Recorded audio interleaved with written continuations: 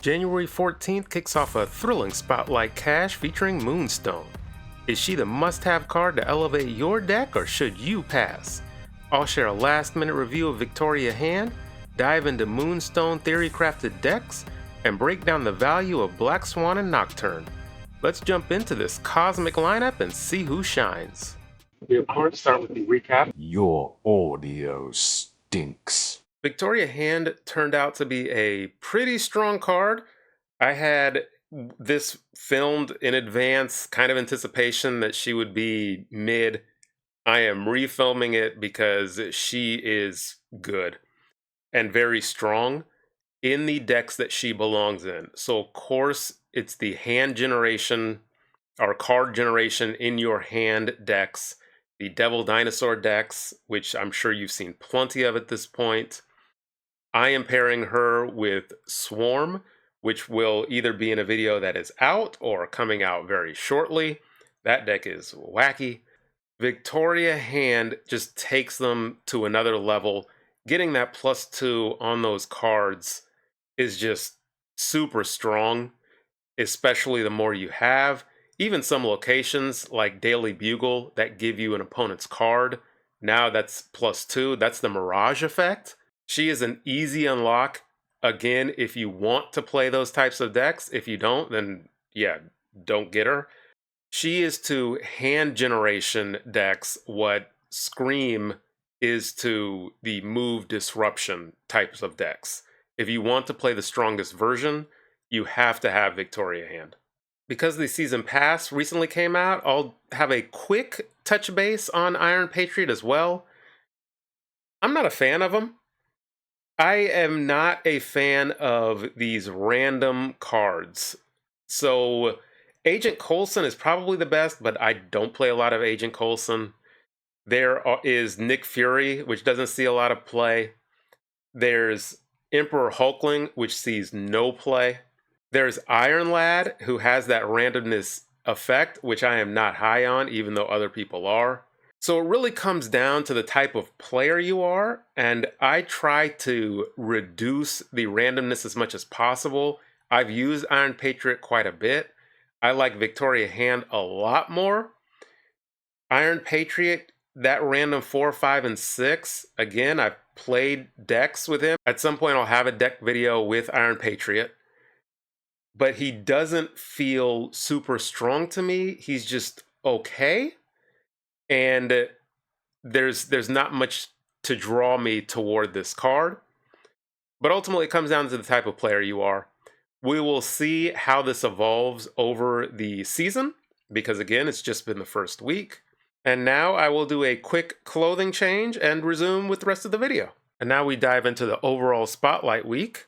Moonstone, whether she's good or bad, she is definitely interesting and unique of a card. Black Swan sees play in mostly zoo-type decks. She's overall pretty decent. And Nocturne has fallen a little out of use, but I will discuss that more a little bit later. Whether Moonstone is good or bad, she is definitely unique, and she will not be replaceable in the decks that utilize her to maximum effect.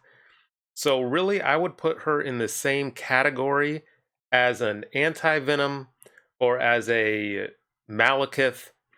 I might have more listed in an editor's note, but just unique cards that are not going to be replaceable if they find a good enough home. Now, she will also be in decks where she just increases the ceiling. Let's say a Patriot deck, a Cerebro deck, potentially Living Tribunal. So there are decks that ultimately you can get by without her, but I'm sure there will be decks where you just won't be able to get a good replacement for her. So that is just something to keep in mind going forward. While she may not be the most impressive card immediately, this is definitely a card that ages well with time as they add more cards to the game, more ongoing cards that are 3 or less. The same way that Ravonna didn't shock the world when she was initially released, Grandmaster, but these are cards, there are numerous other examples where these are cards that got better with time, and then once they got better, now they're hard to get because you either have to wait and use tokens, or you just have to wait for them to roll around in a spotlight cache, and who knows when that's going to be. So please keep that in mind, that whether or not you decide to get her, whether or not she is good in the first week, there will come a time where she is good. That I am sure of. So just something to consider. Hopefully this graphic is complete. These are all of the cards that cost 3 or less that Moonstone ultimately can duplicate. I will skip straight to Mystique. This seems like a no-brainer because Mystique can copy one of your higher cost cards, and now Moonstone now can copy that higher costed card. So ultimately, through Mystique, Moonstone can copy any ongoing card in the game. So I think that's just going to be a pair which you almost have to have in every Moonstone deck. I will briefly run through all of these cards. Strong Guy gets, I think, a +6. A Moonstone could get to 412. Ant-Man, of course, if you fill a lane. Rogue, that's another way to duplicate higher costed cards because Rogue becomes an ongoing card. Therefore, Moonstone will copy her effect. If you steal an opponent's Iron Man, you get an Iron Man in Rogue's lane, you get an Iron Man in Moonstone's lane. US Agent, that can be powerful. You want to run Luke Cage? Probably, because Moonstone would get negatively impacted by the US Agent effect. Mojo, if you fill a lane, Pym Arrow from Kate Bishop. Power Stone in a Thanos deck, you can duplicate the buff that Thanos would get. Mr. Fantastic, of course. Invisible Woman, you can hide all your cards. Goose is interesting because now you have his lane control in 2 different lanes. Punisher, Speed might be interesting. There's Patriot, of course. Colossus, she wouldn't be able to be destroyed. Vibranium is a close cousin to that. Dazzler would go into something like a Patriot deck potentially, or with Ultron. Cosmo could be curious. You can essentially Cosmo 2 lanes at once if you play him on turn 5 or 6. Mystique, of course. Cerebro, do we see a C6 list? I'm sure we will. I'm not a big believer in Cerebro because of the location RNG, but that will be a thing. Armor, you can protect 2 different lanes. Madame Web, you can move. Captain America. Quinjet seems a little interesting if you're going the shield card generator route. Victoria Hand is in that similar vein. Ravonna Renslayer, even more discounts. Ravonna Renslayer, even more discounts on your 0 or 1 power cards. And Mobius for some super off meta discard. These are not 100% of the ongoing cards at 3 or less. There are some detrimental ones like Ebony Maw, but I didn't bother listing those. You have control of what's in your deck, so don't put detrimental Lizard. So these are the ones that I felt like could have an effect. What I will get to next is spoiler territory, so I want to be very sensitive to that. If you don't want spoilers for upcoming cards, please skip to whatever timestamp is being shown on the screen. I am delaying to try to give you time if you walked out of your room to come back. And so now we will get to the upcoming cards that could have synergy with Moonstone. So here are the 4 upcoming cards that will be released in the coming months. Oh, well, at least 3 will be released. We start with Joaquin Torres Falcon, who can re-trigger your 1-cost cards that are played in that lane. So that's another effect that can be duplicated with Moonstone. Diamondback gives an additional -2 to each card that is afflicted with negative power. That seems super powerful in a negative affliction deck. Diamondback, you have Moonstone, and now you almost assuredly have a free Abomination. Your Ajax is huge, and you're afflicting their side of the board with so much negative power. That seems super strong. Gorgon increases the cost of cards by 1 that didn't start in your deck. So if you hate Arishem, I got a card for you. Not yet, but it is coming. And that means Moonstone will +2 those cards. Captain America's shield is on here. The ongoing really that matters is it can't be destroyed. Now, if you move the shield into Cap's location, you give Cap +2, but that would mean you would need to move Moonstone into Cap's location, which is possible if you have something like a Madame Web or a Ghost Spider or something. But that one's a little fringe. So I'm really bringing up these cards to show that going forward, Moonstone will continue to be better, even if it's just marginally, or it might be huge in the case of something like Diamondback I'm expecting.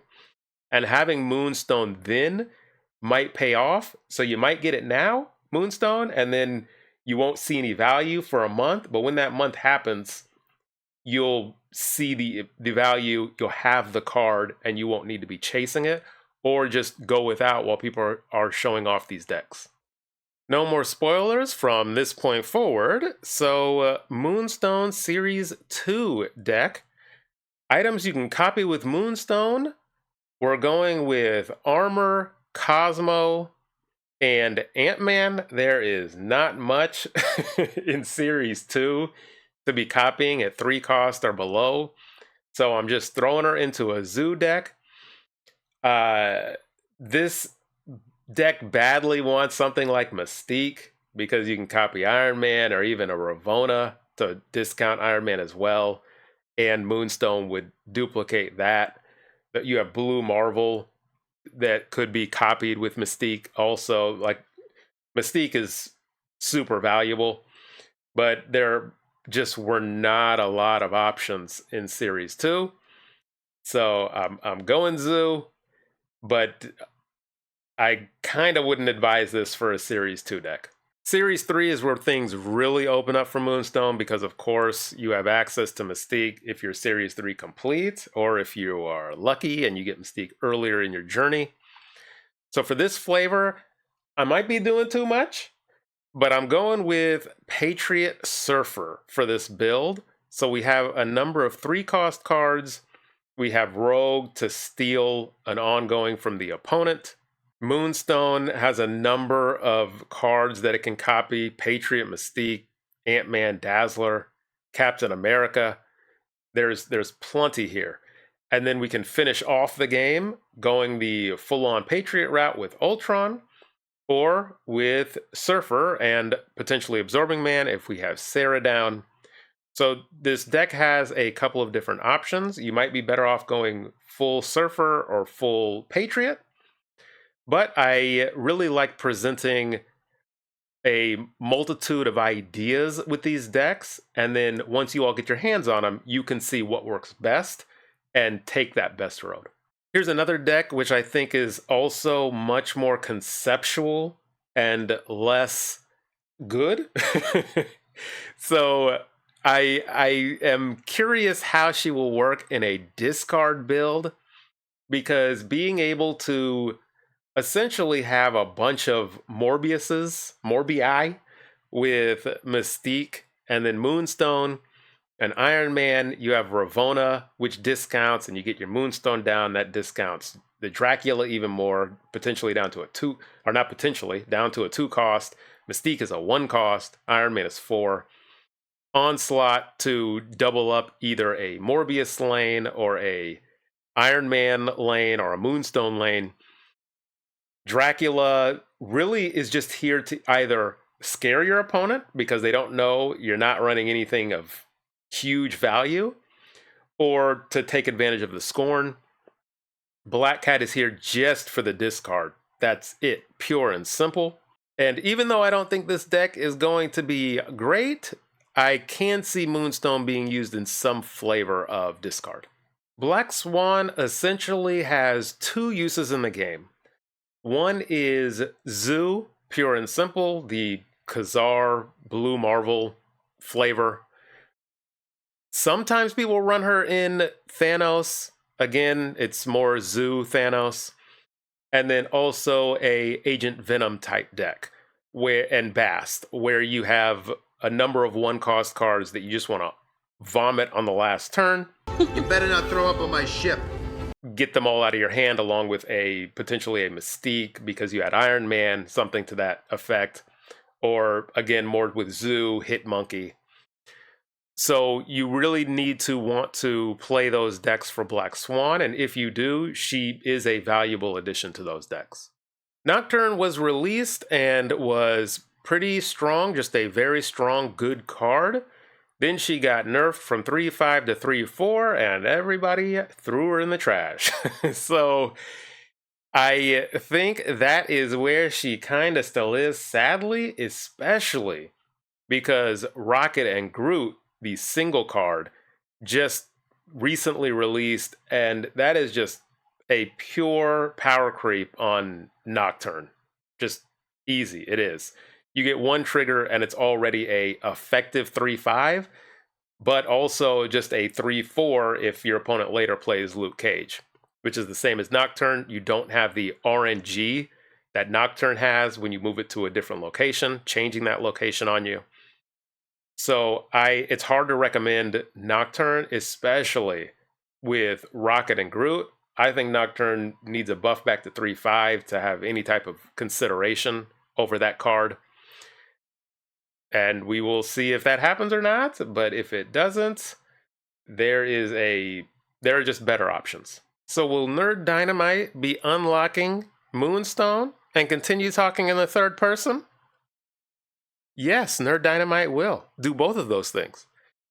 Even though the decks I created, I'm not a believer in them per se. This is the type of card which I am trying to learn my lesson on. Because I passed on cards like Frigga. I was going to pass on Malekith, and then somebody got in my ear, Ika, when I was on Snap Judgment's podcast.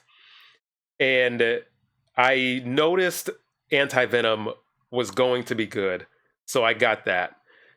But these cards with very unique effects that can age, Grandmaster was another, that was a while ago, but that was one which I recognized. These cards with unique effects, you almost always want to get, because later on down the line, there will be decks that emerge with these cards, and you just won't be able to play them. Like a Frigga deck, if you don't have Frigga, you're not replacing her. Just pure and simple. You better get her with tokens because she's not in the spotlight week, or wait for who knows how long, maybe over a year before she enters a spotlight. So Moonstone will be in that same position.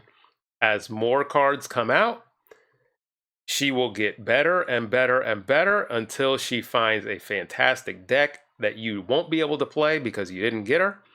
So I don't want to be caught in that position. So I will get her. It wouldn't shock me if she stinks her first week. But like I said, she will get better. So to recap, Moonstone, because I do not ride the fence on this channel, I have to say she is a good card. It wouldn't surprise me if she's a bad card for the first month or first week or whatever it is. But if that is the case, she definitely will age and get much better with time. So I think she's worth unlocking just for that reason. If you are a patient player, if you want immediate results, by no means should you get her. Black Swan is a good card in her specific decks. And Nocturne, thanks to the members of the channel, and thank you to everybody else who watched this far. I appreciate it, and until next time. Victoria, that doesn't even say what my script... This is off to a fantastic start. Can't read.